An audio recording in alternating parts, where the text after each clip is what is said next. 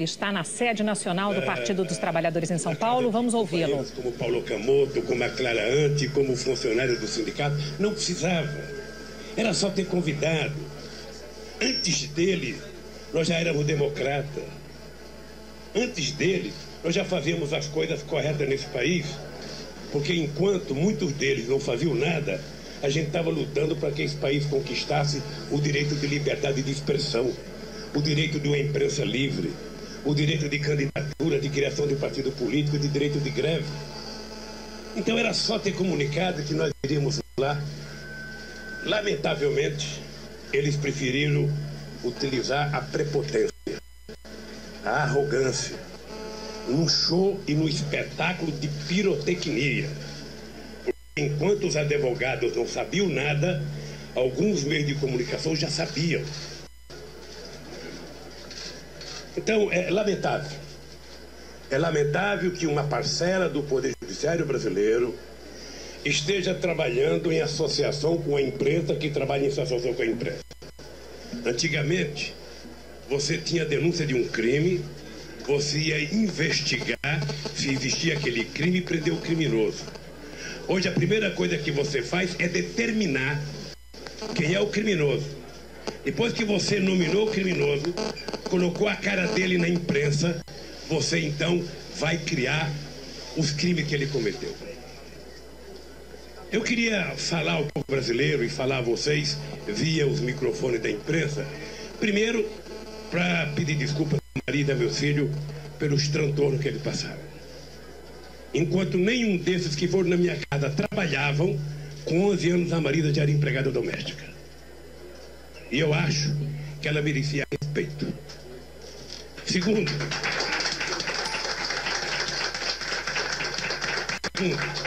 não há nenhuma explicação por que foram atrás dos meus filhos. Nenhuma explicação, a não ser o fato de eles serem meus filhos. Nenhuma. Terceiro, eu quero dizer a Clara Ante, coitada, que foram na casa dela de manhã, sabe, que o Paulo Camoto, que foram no sindicato, sabe. Quero só pedir desculpa porque hoje nesse país, ser amigo do Lula parece que virou uma coisa perigosa. É preciso criminalizar o PT, é preciso criminalizar o Lula, porque esses caras podem querer continuar no governo. Eu só consigo entender uma explicação para tudo isso. Eu só consigo entender uma explicação. Ou seja, porque não há outra coisa para incomodá-los, a não ser a gente ter trabalhado durante todos esses anos para fazer com que as pessoas do andar de baixo subissem um degrau na perspectiva de chegar no andar de cima. O velho Fria, dono da Folha de São Paulo, quando era vivo, dizia assim para mim: ô Lula, você precisa parar de querer subir degrau. Os do andar de cima não vão deixar vocês chegarem no andar de cima. Não vão. A elite brasileira é muito conservadora. Ela tem complexo de vira-lata. Elas não vão permitir que vocês cresçam. E nós crescemos. Chegamos à presidência. E nós provamos que os pobres que eram a razão da desculpa deles por não fazerem nada neste país, sempre que a gente perguntava, não dá para fazer, porque tem muito pobre, tem muita pobreza, nós provamos que os pobres não eram os problemas e que os pobres viraram a solução desse país. Na hora que nós fizemos os pobres ter acesso à universidade, ter acesso ao mínimo elementar para comer, ter acesso ao emprego, ter acesso a benefícios como o programa Bolsa Família, como o programa Luz para Todos, como o Pronatec, isso incomodou muita gente. E é preciso, então, destruir esse avanço do desbaixo. Pois bem, eu deixei a presidência e achei que tinha cumprido com a minha tarefa. Eu, sinceramente, achei que, ao eleger a Dilma, eu tinha consagrado a minha vida, porque eu tinha duas teses. Presidente bom é aquele que se reelege. E bibom é aquele que faz sucessor. Então eu já me considerava bibom. porque tinha eleito a Dilma e fiquei tribunco da hora de reeleger a Dilma. Tá? E eles estão, desde o dia 26 de outubro de 2014, não permitindo que a Dilma governe esse país.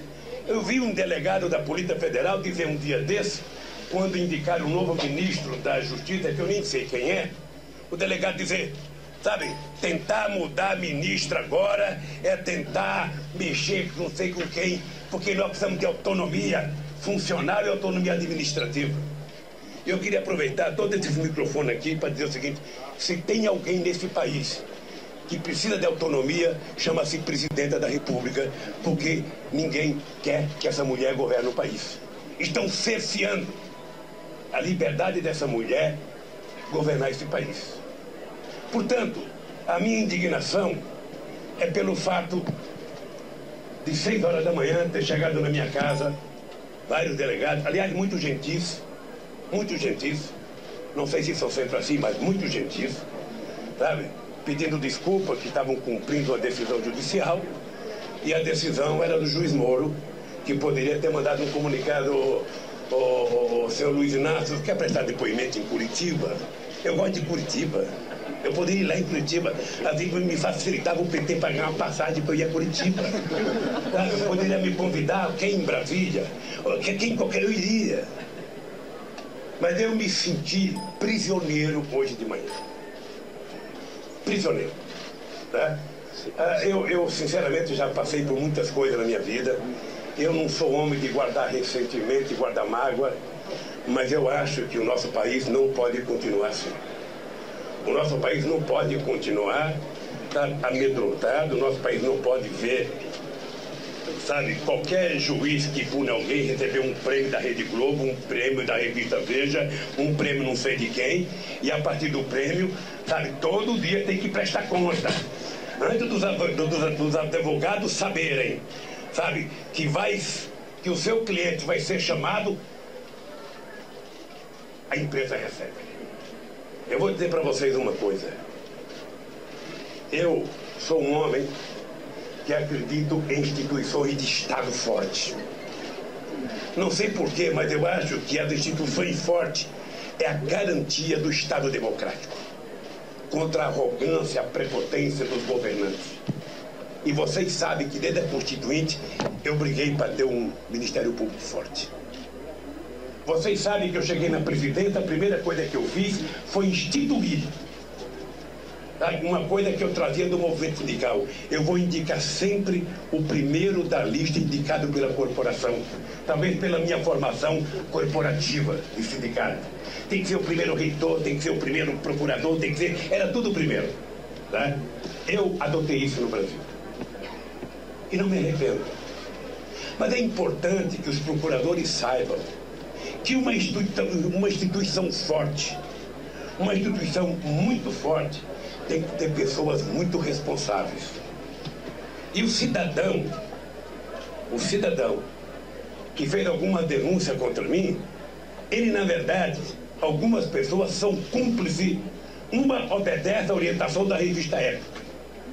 Quando nós desmentimos a revista Época, o procurador resolveu fazer o papel da Época e pedir investigação das minhas palestras.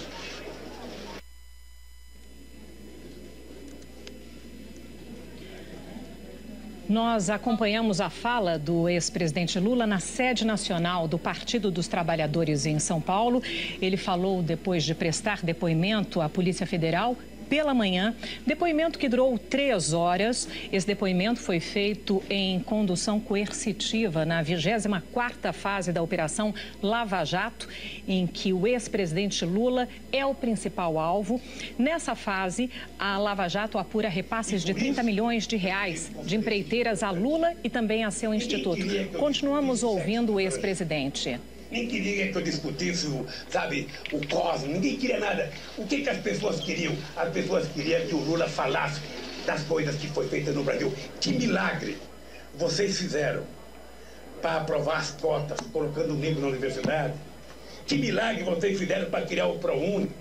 Que milagre vocês fizeram para aprovar o ProEx, o FIES?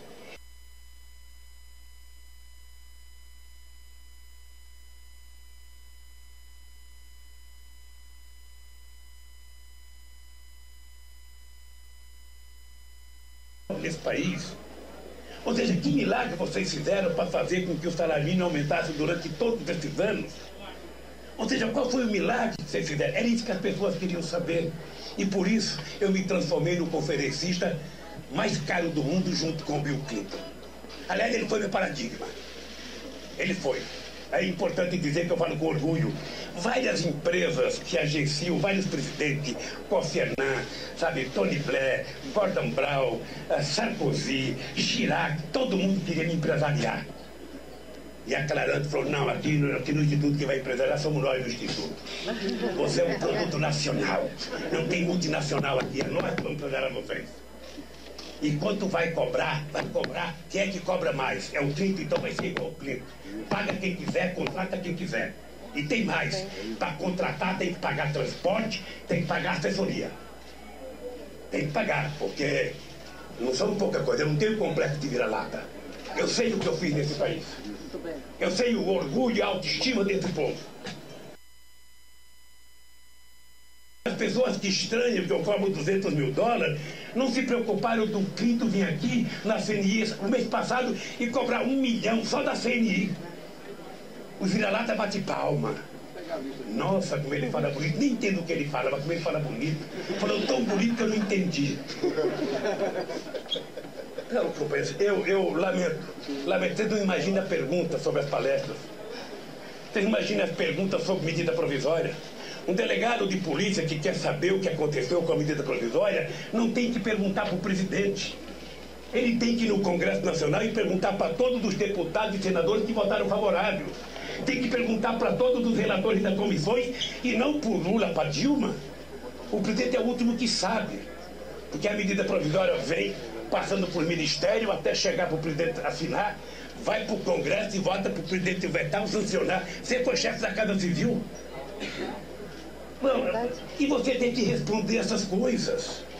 Você tem que responder pelo acervo. Eles agora querem saber do acervo do Lula. Poderia ter querido saber do acervo antes de me comprometer com essas tranqueiras todas. Você sabe o que é alguém sair da presidência com 11 pô? Você sabe o que é sair com cadeira, com trono, com papel, com tudo que vocês possam imaginar? Porque se somar todos os presidentes da história desse país, desde Floriano Peixoto, eu fui o que mais ganhei presente. Porque viajei mais, porque trabalhei mais, porque viajei o mundo, até trono da África. O que eu faço com isso? É uma coisa do presidente, mas de domínio público. Eu tenho que tomar conta, mas ninguém me paga. Então é o seguinte, essas coisas, se o Ministério Público está preocupado, ô Rui, eu acho que é importante vocês oferecer meu acervo. Eles têm um prédio lá redondo de vidro fumê que pode guardar as coisas que eu tenho. Aqui não me faz nenhum importante a quantidade de relógios de ouro que eu tenho. Eu uso meus CITs aqui, não vou fazer merchandising, que custa uns 500, 600 reais. Eu não quero um relógio para valorizar meu pulso, eu quero um relógio para valorizar a hora. Eu quero saber se ele funciona ou não. Então, eu sinceramente, fiquei indignado com esse processo de suspeição. Eu quero dizer, Rui Falcão, para você, como presidente do meu partido, se a Polícia Federal, o Ministério Público, ou quem quer que seja, encontrar R$1 de desvio na minha conduta, eu não mereço ser desse partido. Não mereço. Agora, eles precisam aprender que eu aprendi a andar de cabeça erguida nesse país, não por favor. Eu aprendi levantando 3 horas da manhã para fazer a assembleia em porta de fábrica. Eu aprendi fazendo comício em ponto de ônibus. Eu aprendi vendo o companheiro tomar borrachada todo santo dia. E quero dizer que eu não vou baixar a cabeça. O que eles fizeram com esse ato de hoje foi fazer porque a partir da semana que vem, eu quero dizer aqui a CUT, ao PT, ao Sem Terra, ao PCdoB, que a partir da semana que vem me convidem, que eu estarei disposto a andar esse país fazendo a luta pela história. Porque não é possível ver o país sendo vítima do espetáculo midiático, sabe? Em que coloca como corrupção um barco de 4 mil reais da dona Marisa. Eu, se pudesse, eu dava um iate para ela, não um barco de 4 mil reais. Se preocupando com um pedalinho de 2 mil reais que ela comprou para os netos. Se preocupando porque eu estou utilizando a chácara de um amigo. Eu uso a de um amigo porque os inimigos não me oferecem. Bem que a Globo poderia me oferecer o triplex de Paraty, que eu estaria lá.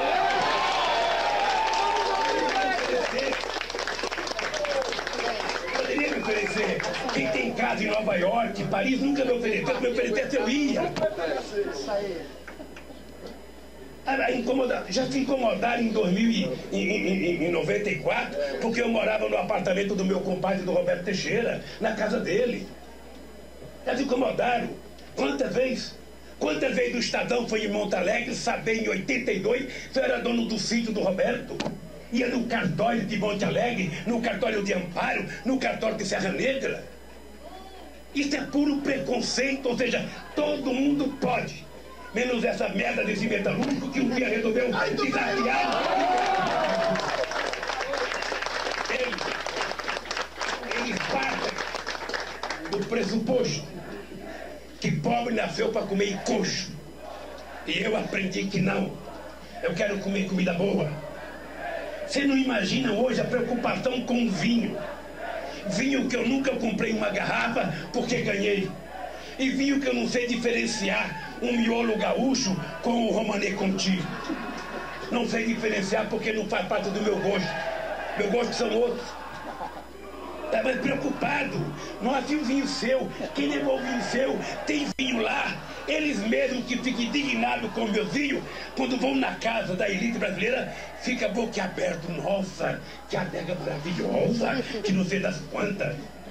Eu gosto tanto de vinho, então estou habituado a vinho, que um dia um companheiro meu chamado Marco Aurélio Garcia me deu uma coisa chamada... Como que é aquele que bota vinho? Decante. A decante. Eu achava maravilhoso falar decante. Aquela coisa decante. Então o Marco Aurélio, tanto eu falar em decante, me deu um decante. Eu cheguei no palácio de noite, a dona Idalinha tinha colocado flores. Ela achou que eu não corto flores, de tanto que eu gosto do decante. Eu não sei como é que eles não perguntaram do meu decante hoje. Então, queridas companheiras e queridos companheiros, eu não estou indignado com jornalista, não. Eu estou indignado com o comportamento de determinados meios de comunicação. Eu estou indignado com o julgamento precipitado. Hoje quem condena as pessoas são a manchete. Hoje amedronta o Poder Judiciário. Hoje amedronta o Ministério Público. Hoje amedronta a Polícia Federal e amedronta os políticos.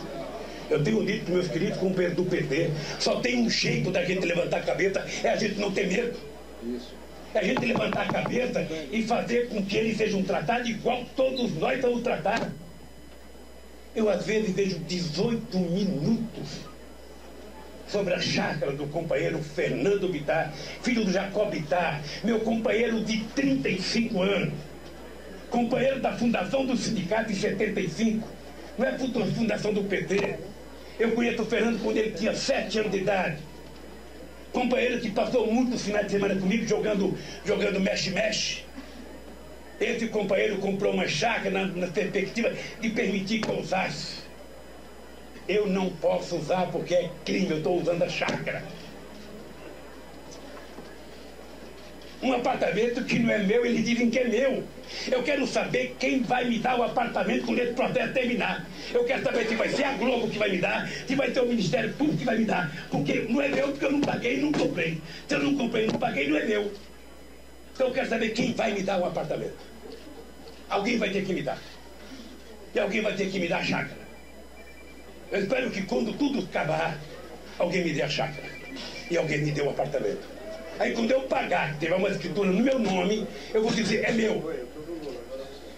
E terei orgulho de ter. Então, companheiros e companheiras, é essa indignação que eu queria falar para vocês. Estou indignado pelo que fizeram com a minha família. Estou indignado pelo que fizeram com meus companheiros do Instituto e do PT. Estamos preocupados porque o Lula foi contratado para fazer palestra, sabe, por as empresas. Essas empresas, antes da Petrobras trabalhem em muitas outras atividades. Essas empresas não trabalham só para a Petrobras. Essas empresas não estão apenas comprometidas com o Lava Jato. Essas empresas chegaram a ter 180 mil trabalhadores, 80 mil trabalhadores, 90 mil trabalhadores. E agora qualquer centavo é do pré-sal. Vocês já se deram conta que o salário de muita gente da justiça vem dos impostos que essas empresas que trabalham para a Petrobras pagaram? Já deram conta? Então, companheiro Rui Falcão, eu queria dizer uma coisa para você. Embora eu esteja intimamente magoado, eu acho que eu merecia um pouco mais de respeito nesse país. Embora eu esteja indignado e magoado, eu quero que eles saibam que eu escapei de morrer de fome antes de 5 anos de idade. Naquela terra que eu nasci, uma criança escapar de morrer é um milagre. Esse milagre aconteceu comigo. Aconteceu o segundo milagre na minha vida. Eu tive um diploma de torneiro mecânico. Aconteceu o terceiro milagre comigo. Eu adquiri consciência política e criei um partido. Ajudei a fundar uma central de trabalhadores. Aconteceu o quarto milagre comigo. Eu e meus companheiros, muitos dos quais de vocês, me levaram à presidência da República. Aconteceu um quinto milagre comigo. Eu fui melhor do que todos eles que governaram o país. Eu fui melhor que todo cientista político, que todos os fazendeiros, que todos os advogados, que todos os médicos que governaram esse país. Eu provei que o povo humilde desse país pode andar de cabeça erguida. Que o povo humilde desse país pode comer carne de primeira. Que o povo humilde desse país pode ter dente para sorrir e comer um pedaço de amendoim. Vocês não sabem, muita gente não sabe o que é isso. Eu tinha um companheiro em Pernambuco que não tinha dente.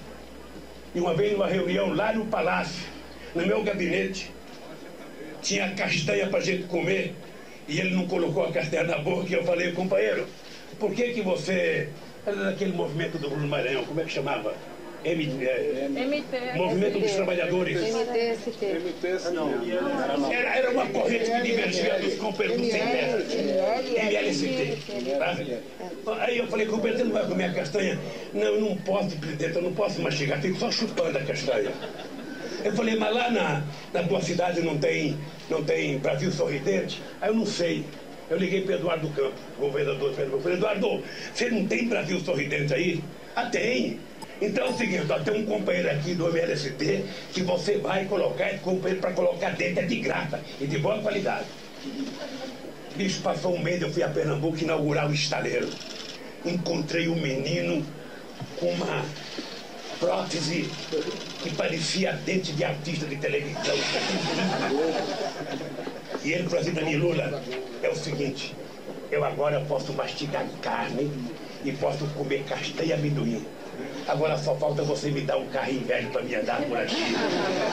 Sabe, essas coisas que aconteceram no Brasil talvez incomodem muita gente. Então eu quero dizer para vocês o seguinte, eu, embora esteja magoado, eu acho, Rico, que o que aconteceu hoje era o que precisava acontecer, o PT levantar a cabeça. Há muito tempo que o PT está de cabeça baixa. Há muito tempo que todo santo dia alguém faz o PT sangrar. Não precisa prova, é só dizer.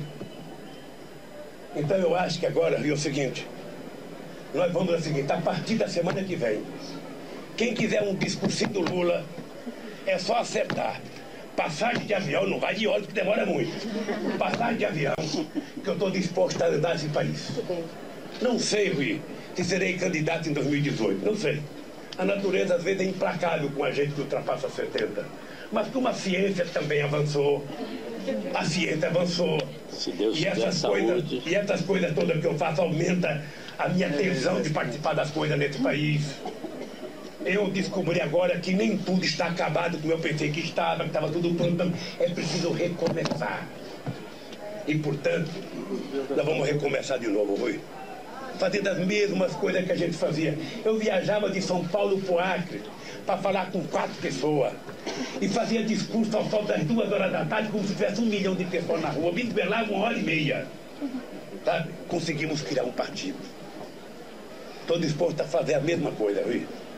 Então quero que vocês saibam o que aconteceu hoje, embora tenha me ofendido, embora tenha magoado, sabe, a minha história, embora eu tenha me sentido ofendido, porque não precisava disso, eu me senti ultrajado como se fosse prisioneiro, apesar do tratamento cortês do delegado da Polícia Federal.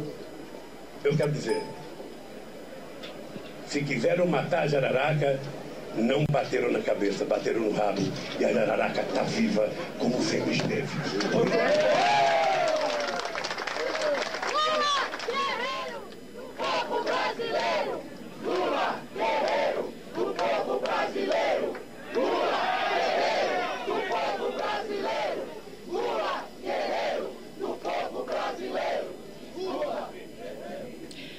Bom, nós acompanhamos o pronunciamento do ex-presidente Lula, que foi transmitido pela TVT, o único sinal disponível na sede do Partido dos Trabalhadores. Você acompanha a cobertura no Jornal Nacional Video Show.